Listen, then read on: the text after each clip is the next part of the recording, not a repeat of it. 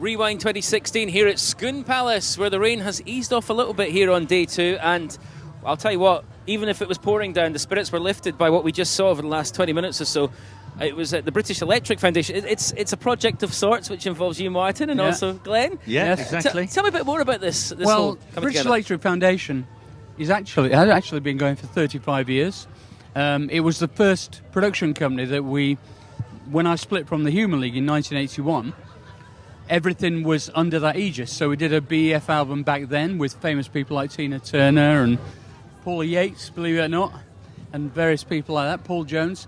But we also did Heaven 17's first album as BEF, as production. Yeah.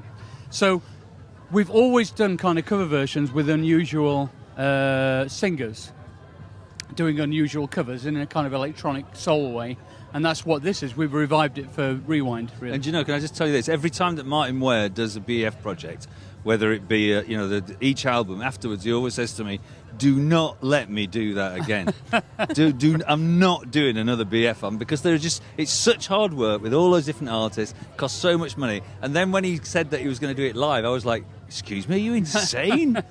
I was watching him backstage. He is like the captain of the ship. He's got everybody rounded up, had them in a huddle, which I thought was brilliant. But it was lovely to see Jem from the team from Lotus Eaters. They looked like they loved being involved in today's atmosphere. Well, what's beautiful about it, I think, is Peter was a singer. Yeah, Peter Coyle. Yeah.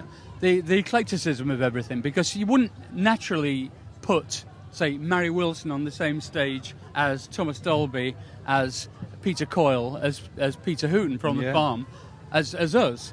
But the fact that the songs are all very strong, they're all great performers. Can I just say something to you as well? Every one of them came back to me backstage and said the only reason they were doing it is because they had a love of what you did with BEF. And that's why a lot of them said yes. Have you met my press officer? I don't often say anything nice about you. I know. Certainly not on record, anyway. No, it's very kind. Thank you, Glenn. But you also were very grateful. It was nice to see you were so grateful to the Scottish audience, and I don't think you were. It's not the kind of thing I think you say everywhere you go. No, is it really isn't. No. I mean, we've done. We've always. I think one of our first live album was recorded in Scotland. Actually. It was. We've always had amazing At the audiences. Glasgow SCCC. Yeah, and an affinity with Scottish audiences, and SCE, and it's brilliant.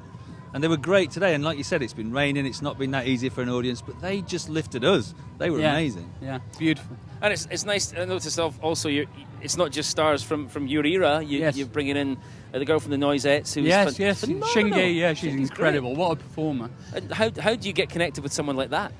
I'm lucky. I've met a lot of people in my career, and they get recommended to me. I've got a lot of great people who recommend people to us, our management and our agents, say, have you thought of this and this? And we go through a big, long list of artists, and then we narrow it down and we go, okay, what interesting songs can we do with those artists? What would make that interesting? And what would make each show different and interesting? So we try and keep it fresh all the time.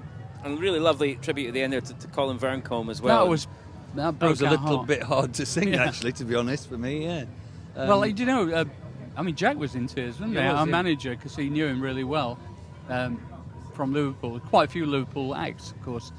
And I'd only just met him in November last year, and he'd agreed to do this show. Mm-hmm. And he was so excited about it. It was going to be a big relaunch of his career, not just this show. I mean, he was putting an album out.